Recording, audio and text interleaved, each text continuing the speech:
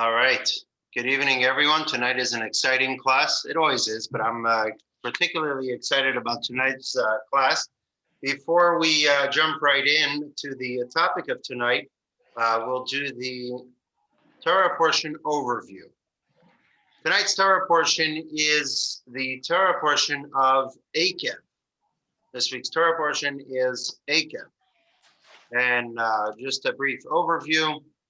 In the parsha of Ekev, which means because, Moshe continues his closing address to the children of Israel, promising them that if they will fulfill the commandments of the Torah, they will prosper in the land they are about to conquer and settle, in keeping with God's promise to their forefathers.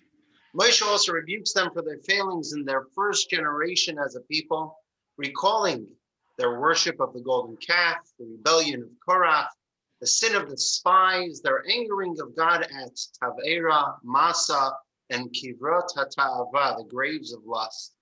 You have been rebellious against Hashem, he says to them, since the day I knew you. But he also speaks of Hashem's forgiveness for their sins and the second tablets that Hashem inscribed and gave to them following their repentance. Their 40 years in the desert, says Moshe to the people, during which Hashem sustained them with daily manna from heaven, was to teach them that man does not live on bread alone, but by the utterance of God's mouth does man live. Moshe describes the land that they are about to enter as flowing with milk and honey, as blessed with the 7 kinds, wheat, barley, grapes, figs, pomegranates, olives, and dates, and as a place that is the focus of God's providence of his world.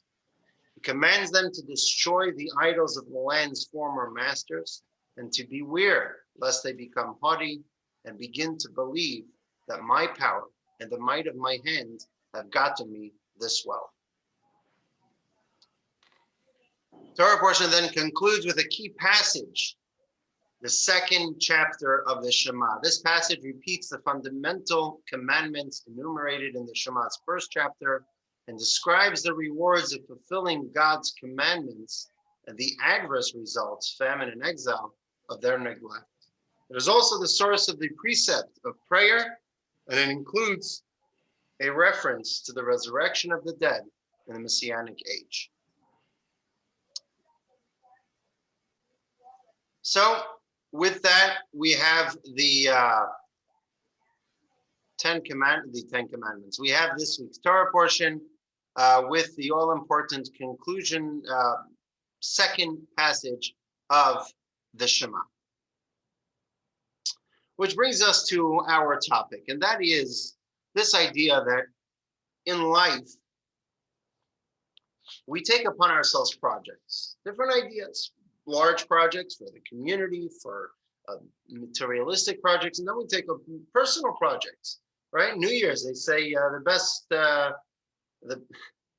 best profession, the best line of business to be in January is gyms. The worst line of business to be in December is gyms, because we all know how that works. People take resolutions and they don't usually last farther or longer than January or February. And we have different times that we take resolutions, different times that we take ideas.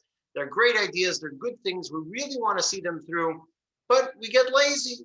They fizzle out, they lose their steam, as we say. And in Judaism, we have that same idea various times throughout the years, on the high holidays, on our birthday, on a wedding, a bar mitzvah. We get excited about a certain Jewish idea, and we say, you know what? From now on, I'm going to put on tefillin every day, or from now on, I'm going to study Torah, or I'm going to join the rabbi's Torah class every Tuesday night. And then after a few weeks, we lose the excitement, we lose the stamina. It's not because it's not important, because if it wasn't important, we wouldn't have decided to do it in the first place. But we lose the stamina because we just lose it. We get lazy, we get uninterested, we kind of slip out of habit. And so tonight we're going to propose a certain attitude or certain perspective that may help us change our approach gleaned from this week's Torah portion.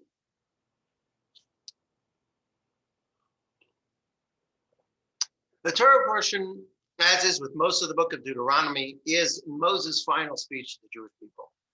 During that final speech in this week's Torah portion, he says the following statements. Text 1, if you have the book, it's on page 72.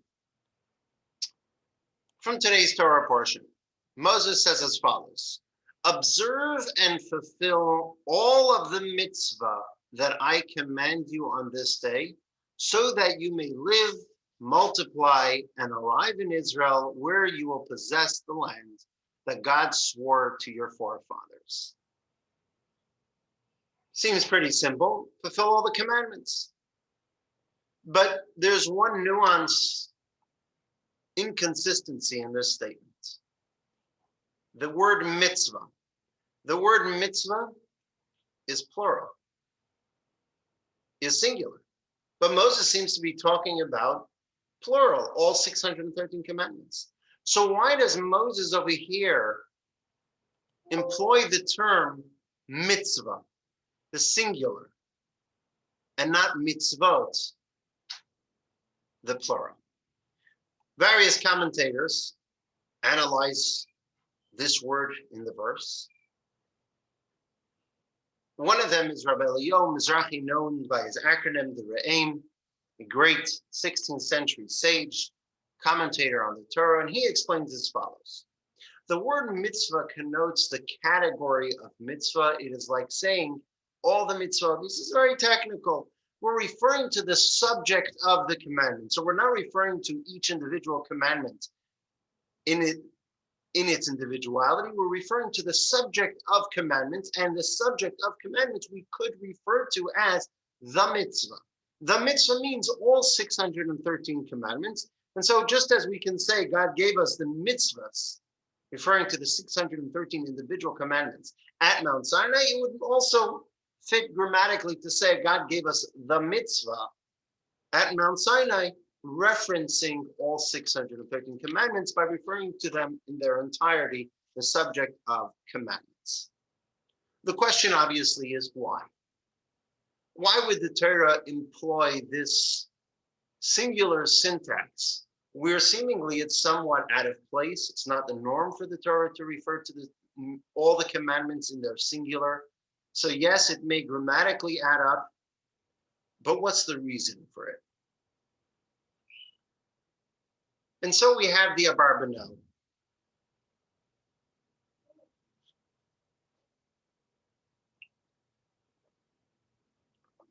The great 15th century Portuguese sage who was later expelled together with the rest of his brethren in 1492 with the Spanish Inquisition and had to flee. He had to flee Portugal, where he eventually settled in Italy. And so he explains as follows. Why would the Torah refer to all the commandments using the singular and refer to them as a singular subject? Text 3. It is well known among the wise that when something is complete, it is viewed as a single entity, despite its many components.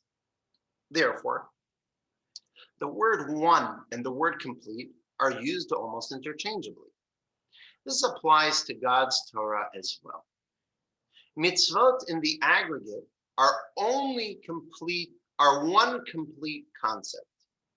Accordingly, our master Moshe sometimes referred to the commandments as mitzvot in the plural, for they are many, and sometimes in the singular, for they are as singular and unified as he who commanded them.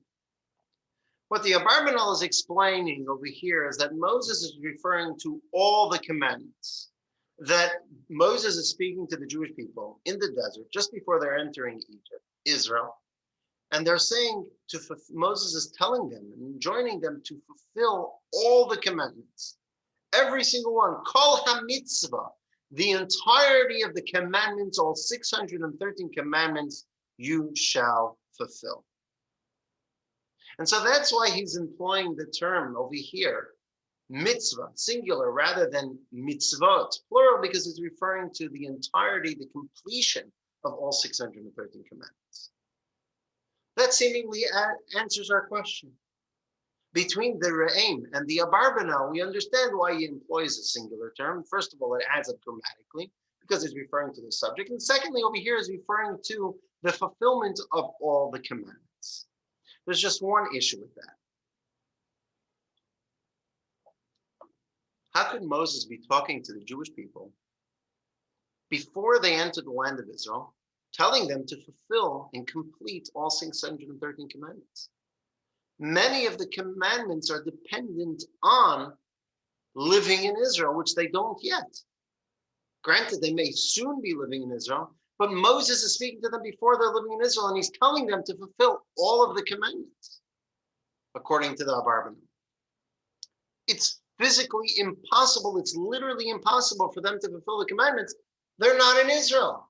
They cannot fulfill the commandments. What will be, but right now it is impossible for them to fulfill the commandments. Moses is talking to them now, as if he's telling them now, you have the opportunity and the obligation to fulfill all the commandments, which they can't do at this moment. Which kind of leads us back to square one. Why does Moshe employ the singular term? Granted, it adds up grammatically, but for what reason does he do it? The Torah is concise. It's the word of God. It's specific. There must be a reason, something deeper, something more profound, and why the singular is employed. If we read the verse simply, it's talking about a single mitzvah. Moshe is telling the Jewish people to fulfill this single mitzvah in its entirety. Which mitzvah is Moshe talking about? Is it Shabbos? Is it the laws of kosher? Is it putting on tefillin? Is it studying Torah? Is it giving charity? What mitzvah is Moshe enjoining? So we can get into a discussion what mitzvah we feel is most important.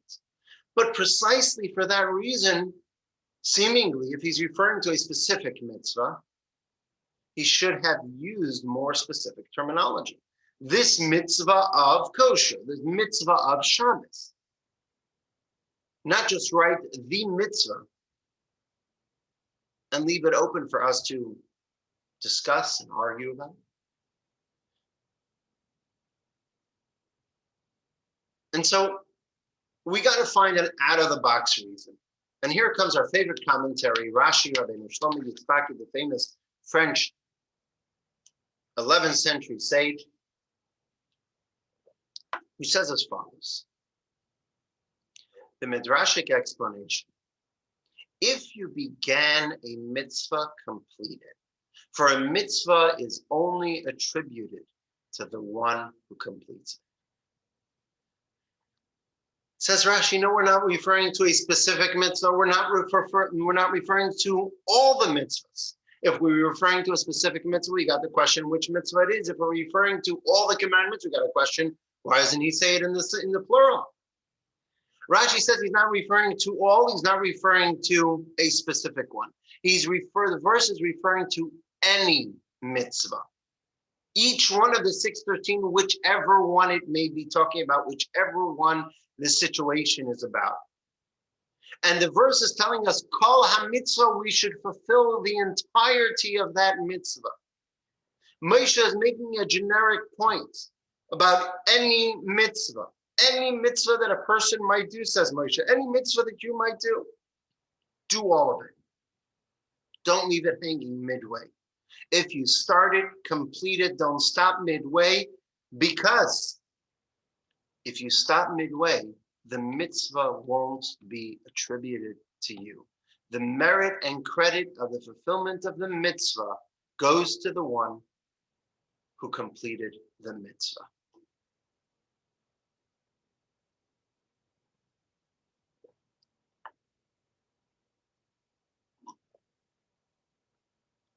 Fascinating idea, albeit a little bit out of context.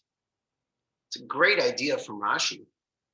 It's a creative solution. It's obviously taken from the Midrash, earlier sources. But what's that got to do with the Jewish people entering the land of Israel? This is Moshe speaking his final speech to the Jewish people just before they enter the land of Israel. Rashi's commentary is supposed to be a very simplistic understanding of the verses. And so he says it of himself, that his purpose of his commentary is to give a very literal, simplistic understanding of the verse. How is this the simplistic understanding of the verse? By this midrashic explanation of, if you began a mitzvah, completed, because it'll be attributed to your name only if you conclude the mitzvah. Only if you complete the mitzvah. And we'll get to that teaching in a moment, but first this question. What has this got to do with the Jewish people as they're about to enter Israel? The explanation is as follows. You see, the Jewish people, who were these people that were about to enter Israel? These were not the people who left Egypt. If you recall, the Jewish people who left Egypt 40 years prior to this incident, they received the Torah on Mount Sinai. They were about to enter the land of Israel. They merited to see God at the splitting of the Red Sea. And then what happened? The golden calf, followed by the sin of the spies, followed by the decree from God that that generation, men between the ages of 20 and 60, will die out before they enter the land of Israel. Now we're standing, give or take, about a month before the Jewish people are entering Israel. 40 years later, the entirety of the generation, that older generation, the generation who actually left Egypt, wiped out. Who's Moshe speaking to now? He's speaking to the generation that's a new generation. And so what Moshe is telling the Jewish people, he's saying, listen up, Jewish people. Your forefathers, the previous generation, they began the mitzvah. They came out of Egypt. They were motivated, marching towards Israel. They were excited about it. But then they lost sight of the goal. It fizzled out halfway. And so they were taken out of the picture. You, Moshe tells them, you, this generation that you're about to go into Israel, now you're motivated. You're going to enter Israel and you're going to continue with your motivation.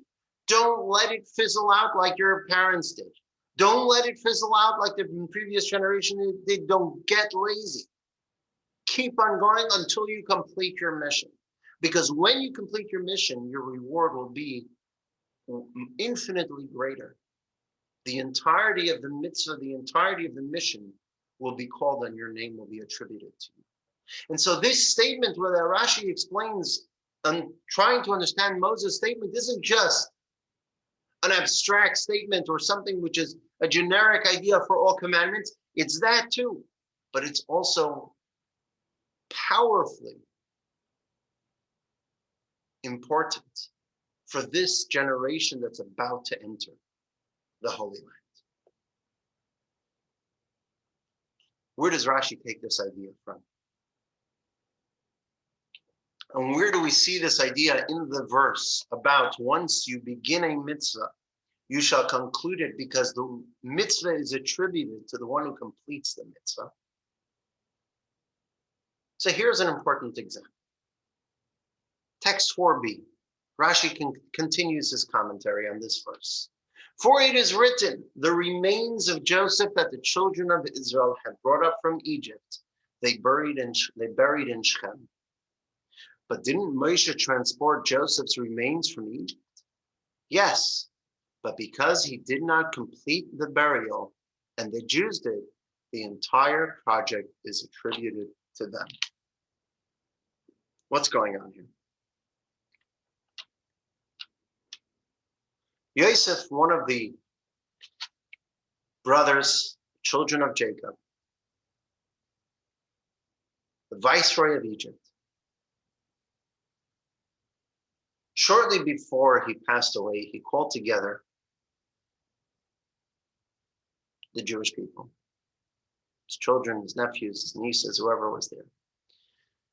And he requested of them that now I'm going to be buried here in Egypt. But there'll come a time when the Jewish people will be redeemed from Egypt and God will bring you to the land of Israel. I want you to take my remains with you and bury me in Israel. That's what Yosef told them. 139 years later, on the night of Exodus, while everyone else was very busy doing all sorts of things, where was Moshe? Moshe was getting the remains of Yosef. We have to fulfill the promise. And the Midrash tells a story, we've related it in the past, that on a plank of wood, Moshe inscribed the words, Alei Shur, arise, ox, being that in Jacob's blessing, Joseph is referred to as an ox, and he threw it into the Nile, which is where they buried Joseph, and miraculously, his casket rose to the top of the Nile, and Moshe, together with the Jewish people, removed the casket from the Nile and carried it with them for 40 years in the desert. Who is the one who was worried about exhuming Yosef and carrying him all the way to Israel? Moshe. Moses. That's what he was worried about. That's what he was busying himself with on the night of Exodus. But what does the verse tell us? Who is the one that took the remains of Joseph? The verse in Joshua says, the remains of Joseph that the children of Israel had brought up from Egypt. It wasn't the children of Israel. It was specifically Moses. Why does the verse attribute it to the children of Israel, not to Moses? And the reason is because Moses did not conclude it. Yes, it was no fault of his own. Yes, it was something beyond his control. God said, Moses, you're not allowed to go into Israel. But nonetheless, that meant that Moses was not able to complete the task of burying Joseph in Israel. And so who buried Joseph in Shechem and Nablus? Who buried Joseph was the children of Israel. Because they concluded the task, it's attributed to them. The verse doesn't even mention that it was Moshe who dealt with his remains for those 40 years and who's the one who exhumed him in the first place. And so says Rashi, from here we see how important it is that if we begin a mitzvah, we're urged to complete it. It's a sacred obligation and expectation for us to conclude a mitzvah that we began. And B, if we don't, if we taper off in the middle and someone else completes it, the mitzvah is attributed to them. There's just one issue with this idea. What's the issue? The issue is as follows. Right? If someone begins a mitzvah and they don't conclude it, it's attributed to the one who completes it. Now let's fast forward a number of years, a number of decades, even more than that, 800 years, 400 years, roughly. King David has a phenomenal idea. He's going to build a permanent house for God in Jerusalem. And God tells him, you know what, David, that's a wonderful idea. And I want it to be done, but I don't want you to be the one to do it. Because your hands are bloodied from war.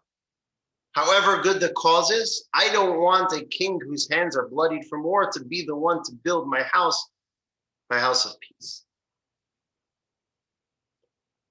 And so I want your son, King Solomon, who's not going to be involved in any wars, I want him to be the one to build my temple. And what happens? King David builds his palace. Then he comes up with the idea to build a temple, and he prepares the temple, and he prepares and he buys the plot of land that it's going to be on, and he buys the materials, and he prepares everything. But he doesn't do anything with it. King Solomon is the one who goes ahead and builds the actual temple and concludes it. Who should, based on the idea that the principle that we just set aside, who should be the one who should get the credit for building the temple? Who should be the one who should get the credit for this magnificent edifice of the temple? It should be King Solomon. He's the one who completed it. It should be called Solomon's temple. Yet when we look in the verse and when we look in The commentaries and the Midrash, what does it tell us? Text 5 on page 75, if you have the books.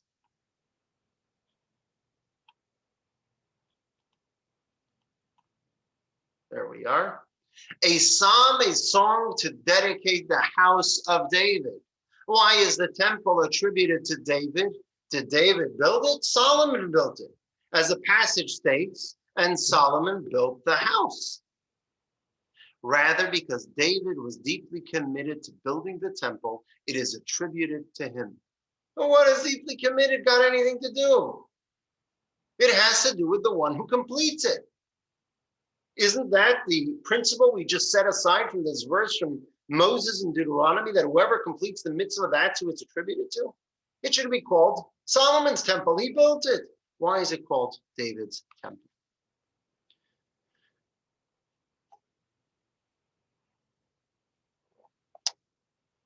To answer this,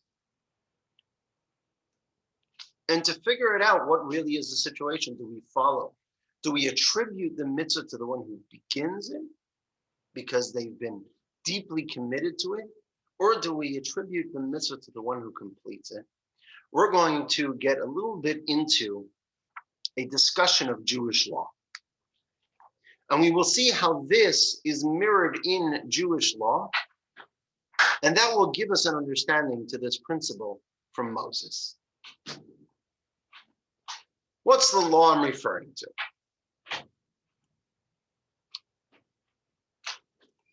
The law that I'm referring to is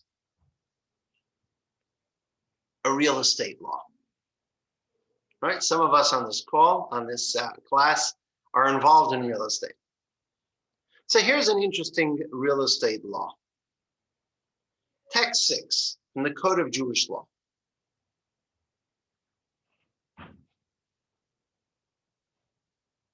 Reuven, we're going to use three names, Reuven, Shimon, Levi, the first three of the tribes. We're just using their names, right? Max, Mark, and Mike. Reuven had a house to sell, and Shimon, a real estate agent, proposed to sell it to Levi. Right? There's a parcel of land on the corner of Sautel and Palms. And Mike owns the parcel of land on that corner. Mike wants to sell it, he just doesn't know who to sell it to. And the real estate agent comes in and says, listen here, Mike, I know that Jack is looking to buy a property. So I'm friends with Jack. I know he's looking to buy a property. I'm his agent. I'll sell it to Jack. I'll help you. I'll negotiate, I'll broker the deal between you and Jack to sell the property. What does Mike say? You know what? Reuven replied, continues the law, that he doesn't get along with Levi and doesn't want to sell it. Right? I don't get along with him. I don't want to sell my property to him. Thank you, broker, for your wonderful idea. Thank you, real estate agent, for your wonderful idea of a buyer. I'm not interested in selling it to that buyer. And what happens? He goes behind his back of the broker and he sells it to him directly. If Reuven then sold the house to Levi through a different agent, Reuven must pay Shimon a commission. That initial agent, that initial broker who came up with the idea must receive a commission, says the Code of Jewish Law. So what are we talking over here? We're talking about as follows, right? Mike wants to sell his property on the corner of Sautel and Palms. And the real estate agent comes to Mike and says, I know Jack is looking to buy a property, sell it to Jack. Mike says, you know what, look, I don't get along with Jack. I don't want to sell it to Jack. Have a nice day, agent. Comes along agent number 2, who happens to be Mike's friend. And Mike says, look, I know that Jack is in the market for an agent for a property. Go and see if Mike wants this, if Jack wants this property. And Mike goes ahead and uses that second agent and sells this property to Jack. What happens with that first agent? Says the Code of Jewish Law, that first agent deserves a commission. It was his idea. He came up with the idea. Yes, he didn't finish it. He came up with the idea. He gets a commission. Why? Why should he get a commission? He didn't do the work. Not only that, we already spoke that in regards to mitzvot. The rule is that the one who begins it and doesn't finish it, it isn't attributed to him. Only the one who completes it is it attributed to him. Shouldn't that work for this deal as well?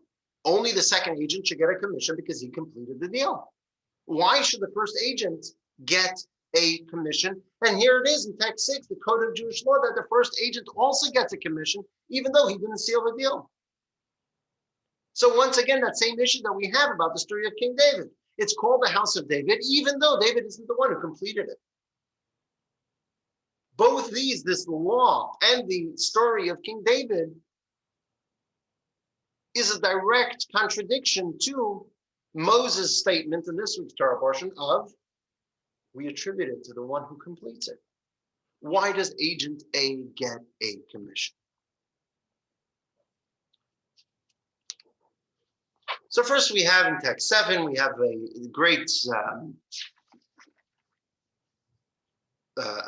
rabbi from Prague in the 18th century, who says, look, in my humble opinion, Rav Moshe Isserles, the author of that previous statement from the Code of Jewish Law, was referring to a percentage of the commission. For certainly the second agent also has a claim to the commission. Therefore, they're each entitled to a portion. He says, look, it's not saying that only agent 1 gets the entire commission. He doesn't even get a large portion. It doesn't say that he gets a specific amount of commission. It says he gets a commission.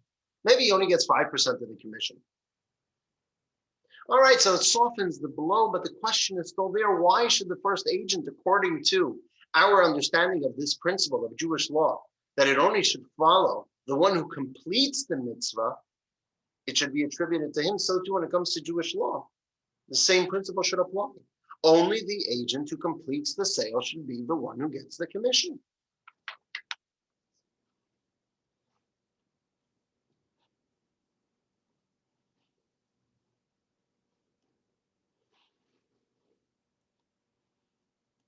How are we doing? Is everyone still with me? Should we stop a moment for questions? Anyone has a question?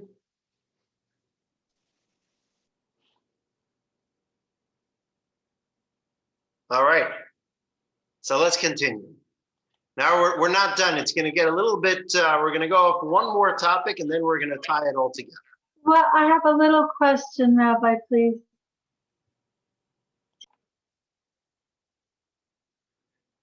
So we're going to bring about another topic, an exciting topic really, in Jewish law, which will enable us to wrap it all up and tie all the loose ends together and give us an understanding of what this principle, what the parameters of this principle is. And it works as follows, similar to the conundrum that we had regarding this real estate deal, we have regarding matchmaking, right? A shidduch, a shatkin. Matchmaking, it was very common, it still is quite common, especially in the Jewish world. And there are many responsa and laws pertaining to matchmaking.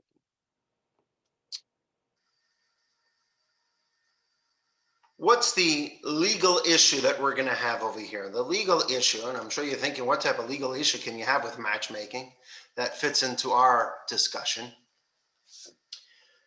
We have an issue. What's matchmaking? Matchmaking is we have a bunch of yentas, a bunch of people who have great ideas. They know a boy and they know a girl, and they think that they'll get along. They think that they're a perfect match for each other. So what does the yenta do? What does the shadchan do? What does the matchmaker do? The matchmaker starts calling the families, calling the boy, calling the girl. I have, do I have a shidduch for you? And suggests this match. And what happens, right? The matchmaker calls, say, the family of the boy and says, I have a great match for your son. I think he should go and meet this woman. Go on a date. I think they're perfect for each other. And so the family of the boy says, you know what? I don't think it's a good idea. I don't think it's a good idea. We don't like that family. My son doesn't like her brother, and we don't think it's a great idea. Don't mention it to the other family. We're not interested. A year and a half passes, and lo and behold, this guy gets engaged to that girl. They dated, they fell in love, and they got engaged. And it turns out they didn't use matchmaker number one who came up with that idea. They went ahead to a second matchmaker, mentioned that idea, who put the two families in touch. They went out on a date, and the rest is history. Now, the tradition is, and it's actually according to Jewish law, that the matchmakers are entitled for a fee for the involvement, for the work, for the suggestion, for the work that they do. Who gets the matchmaker fee? Is it the first matchmaker or the second matchmaker?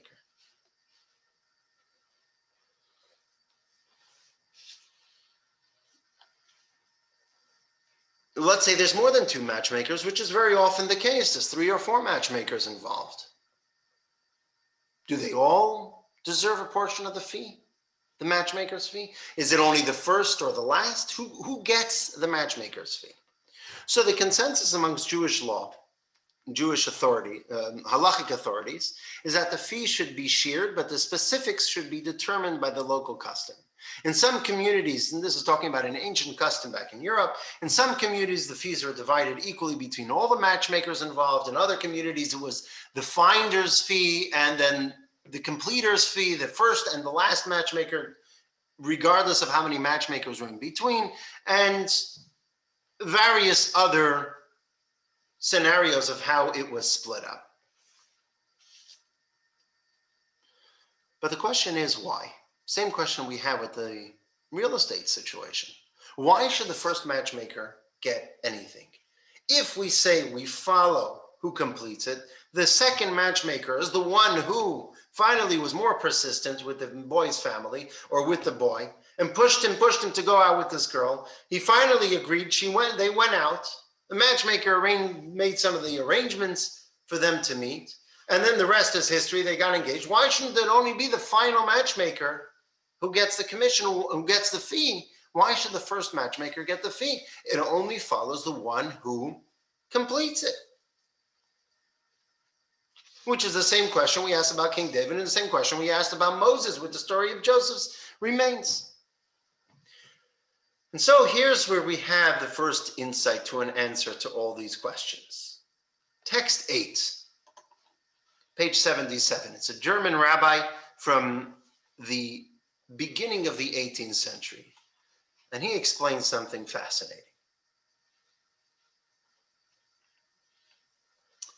It seems to me, as I have ruled on many occasions, this was a response to a situation, a very similar situation, where there was a family that was torn between which matchmaker they give the fee to. And so he answers to their question that if the initiator, the first matchmaker, failed to secure the deal and other matchmakers secured it, he is entitled to a finder's fee only if the others did not conceive of the match on their own. In that case, because the initiator contributed the idea, he is entitled to a fee in accordance with local custom, though he failed to complete the deal. However, if the subsequent matchmakers thought of the match on their own and were unaware that the first matchmaker had thought of it previously, the matchmaker did not contribute anything to the match. Had they not come along, his initiative would have been forgotten. Therefore, I see no reason for him to collect a fee. He explains very simple. The first matchmaker, when he came up with that idea, he or she, that first matchmaker, he suggested that match. He suggested that this young man go on a date with this young woman. And the family did nothing about it. Came along the second matchmaker and suggested that same date.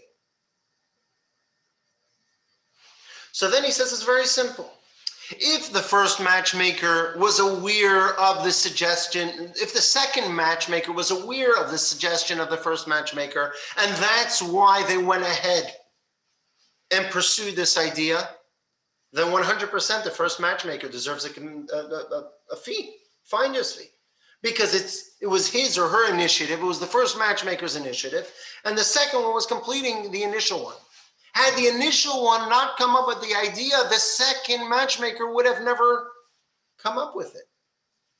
But if the second matchmaker had the idea on their own, unaware that this date was already suggested, then the first matchmaker is not entitled to the commission because it has nothing to do with the first matchmaker.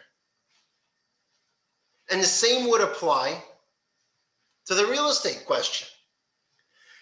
Back to our parcel of land on the corner of Sawtell and Palms. Right? Mike owns the parcel of land, wants to sell it. The first agent comes, he brushes him away. The second agent comes and he uses him to sell it to Jack. If the second agent was aware of the fact that Jack was in the market for a property only because the first agent made him aware of it, then the first agent is deserving of a commission. But if the second agent knew on his own that Jack is in the market for a property, because he knows Jack through his cousin's, uncle's, brother's friend, right? Somehow he knew that Jack was in the market for a property also, just like the first agent.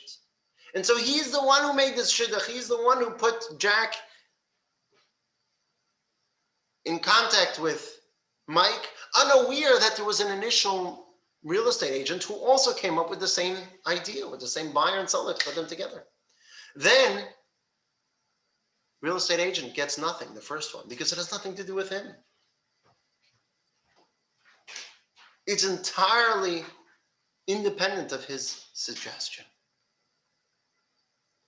And this now we can understand the difference between King David and Moses. Why by King David with the temple do we say that it is attributed to King David, even though he didn't complete it? Whereas by Moses, it isn't attributed to Moses because he didn't complete it. It's very simple. By King David, it was King David's idea. Had King David not come up with this idea of building a temple, King Solomon would have never built a temple on his own accord. He would have never come up with the idea on his own. He was taking the initiative that King David had come up with and running with it. And so, yes, it is attributed somewhat to King David. Whereas by Moses, who was commanded, who did Joseph tell to exhume his remains and bring them to Israel? The entirety of the Jewish people. Everyone was possible to do that. Everyone was going to do that. So why was Moses the one who did it? Because the Jewish people said, hey, Moses is the most honorable leader possible. Moses is the greatest person. Let's give honor where honor is due. Let's allow Moses to be the one who will take care of exhuming Joseph and bringing his remains up to Israel from Egypt. Let's accord this honor to Joseph. But had Moses not done it, the Jewish people would have done it out of their own accord. It wasn't Moses' idea per se. And so that's why when it comes to something which is a mitzvah for everyone, if it's something which is unique to this individual, it's their initiative, it was their idea, then it's attributed to them even if they're not the ones who complete it. But if it's not unique to them, it's something which is for everyone across the board, like every single mitzvah is, it's for everyone across the board, then we say you ought to complete it or it won't be attributed to you. As the Talmud tells us in text 9, regarding to Joseph, if Moses had not transported him, would the Jews not have transported him? Of course they would have. Does the verse not state, and the bones of Joseph with the children of Israel, which the children of Israel brought out of Egypt, they buried in Shechem? The children of Israel are the ones who finalized it. So would they not have done it on their own? Of course they would have. They said, leave him, let Moses do it. It is more honorable for him to be handled by an extraordinary person than by ordinary people. But it wasn't exclusive to Moses. It wasn't Moses' idea. It was an obligation on them all. So what do we have here? What we have here is that the principle is that a mitzvah is attributed to the person who completes it, only applies if the second person starts completely from scratch.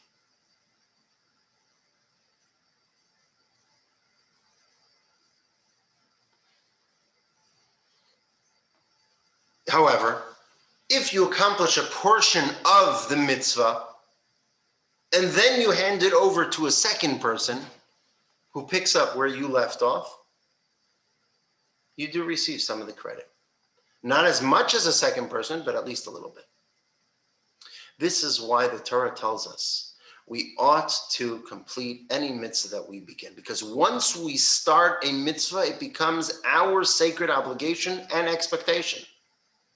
If we drop the ball, we will either get very little credit or no credit at all.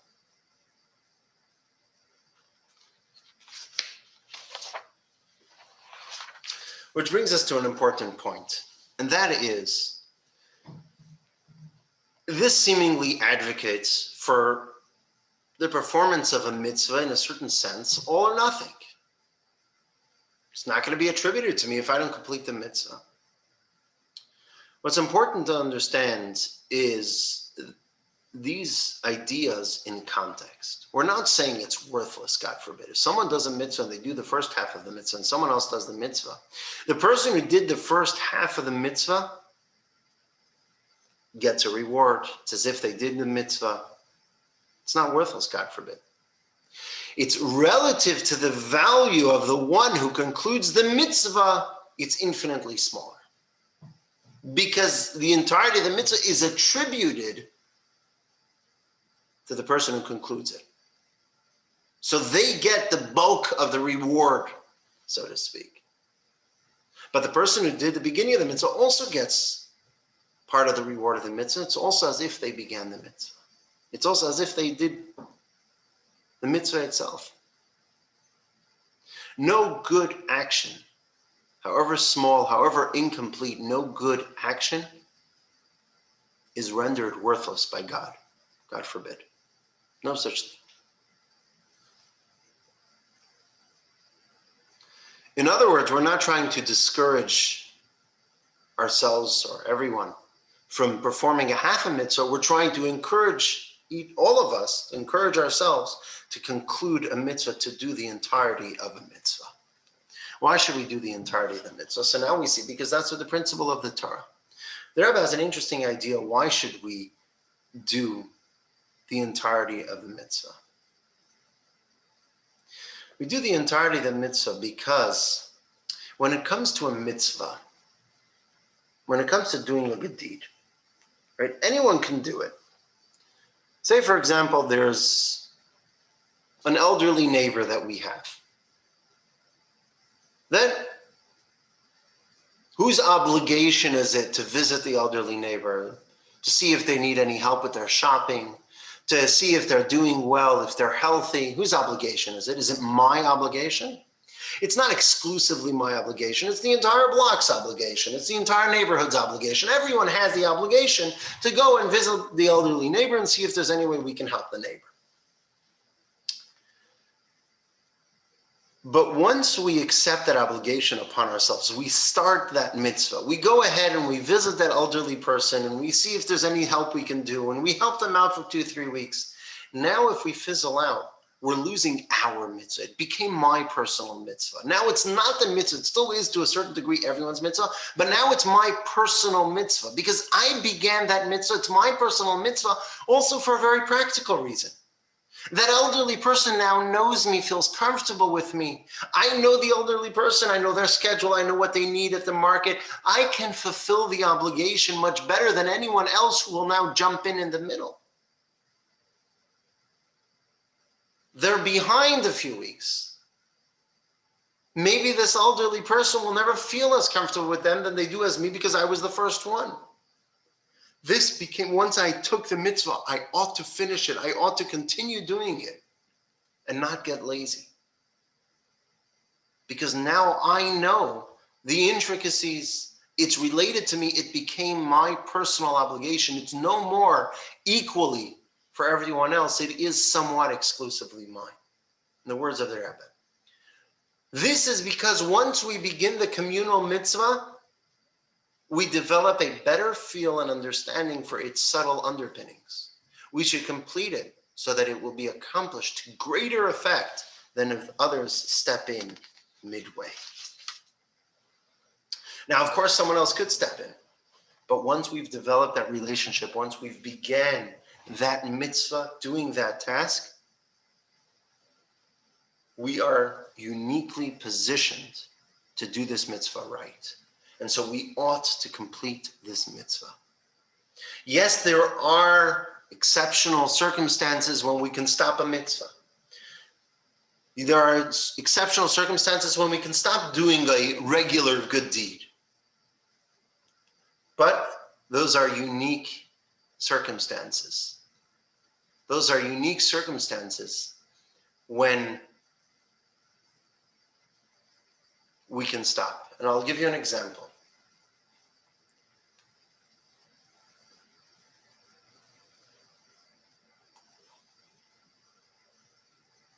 If one's on a diet, right? It's not a mitzvah, it's a good thing, right? To be on a diet, to go healthy. And part of the diet is to eat non-kosher food. Do we say, no, I started something good, I got to finish it, and so I'm going to eat the non-kosher food? No, God forbid. I got to stop this diet and find a different diet or find an alternative for this special packet of food, which isn't kosher, because yes, it's a good thing, but now is the time when I say, you know what? I don't have to finish the good deed because there's something unique, an exceptional circumstance, non-kosher food, which is in my way. When it comes to studying Torah, we say, you know what? Studying Tuesday nights with the rabbi is important because studying Torah is very, very important. But then comes Tuesday night, one Tuesday night, and we have something very, extremely important to tend to.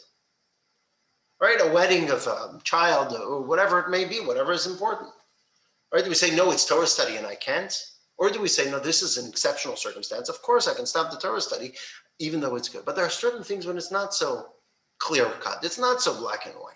We have to be very honest with ourselves and say, you know what, am I stopping doing this mitzvah because this is an exceptional circumstance? Or am I stopping doing this mitzvah or this good deed because I'm lazy, because it's fizzling out? Am I stopping going to the gym for my New Year's resolution because my bones are aching and my doctor told me to stop? Is that the real reason? Or is it because I read on WebMD that maybe the reason why my joints are feeling a little uncomfortable, but the real reason why I'm stopping is just because I'm lazy to go to the gym? Am I stopping to come to the Torah class Tuesday nights because I really have some real pressing matter that I can't study Torah? Or is it because I'm just getting lazy from studying Torah? Am I not putting on tefillin as often as I should be because of some exceptional circumstance? Or am I stopping to put on tefillin because I'm lazy? And so we have to be very honest with ourselves. We have to speak to ourselves. We have to speak to others, speak to a mentor, speak to friends, and see if the reason why we're stopping something good. Are we stopping it because we really ought to stop it? Or are we stopping it because we're just lazy? In the words of the Rabbi, text 11, self-love and the desire to choose an easier task can sometimes blind us into assuming that the Torah requires us to retire from our current obligations. If we examine and re-examine carefully and objectively, these assumptions might be proven wrong. And so when it comes to a mitzvah that we've been doing, when it comes to a good deed that we've been doing, something good, let's not stop. Let's take it to the end and let's roll with it until we conclude it. And we'll conclude with a very powerful point that the Rebbe makes on this topic, and that is, we can see the entirety of history in this light. All of history, Jews have been working towards the final goal of bringing about the coming of Mashiach. They've been doing mitzvahs and studying Torah and stacking brick after brick and good deed after good deed, bringing us ever closer to that moment of redemption, to that moment of peeling back the layers of concealment to reveal the divinity and everything, to the redemption, to the coming of Mashiach. But it hasn't come yet. Who is it up to? Us. We are the final generation. We are the ones to do those final commandments that will peel back those final layers of concealment and bring about the coming of Mashiach. And guess what? When we bring about the coming of Mashiach, who is the mitzvah going to be attributed to? The bringing about the coming of Mashiach will be said that who brought Mashiach?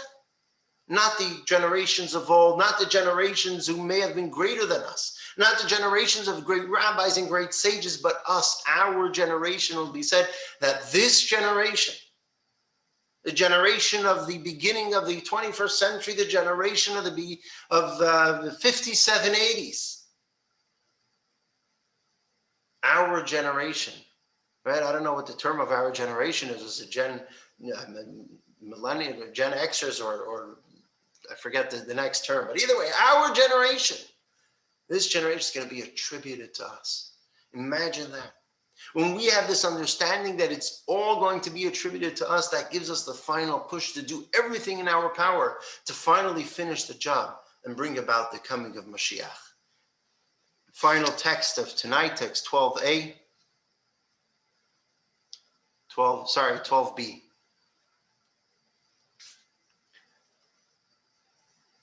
It is quite possible that after a lengthy period on the job, we can grow lax. We might figure that it is a time to hand the reins to another, and we'll offer aid and counsel. In these moments, remember the Torah's instructions. If you began a mitzvah, complete it. Since you began the work of spreading the wellsprings of Torah Hasidus, it is your obligation and privilege to continue and to complete the task of. And when we resolve firmly to truly to continue the task of disseminating the Torah in general and Hasidus in particular, God will aid and empower us to overcome our difficulties. Together with all Jews, we will conclude the task and usher in our righteous Redeemer verily and speedily in our times. It's up to us to finish the job. And then when we contemplate this idea that it's going to be attributed to us, to the final generation, we are the ones that have that final push in the metaphor given by one of the elderly sages. We are like midgets on giants' shoulders, but we're the ones who will reach the top. We're the ones that will reach the end. So when we have a mitzvah, any good deed, let's make sure that we take it to the end.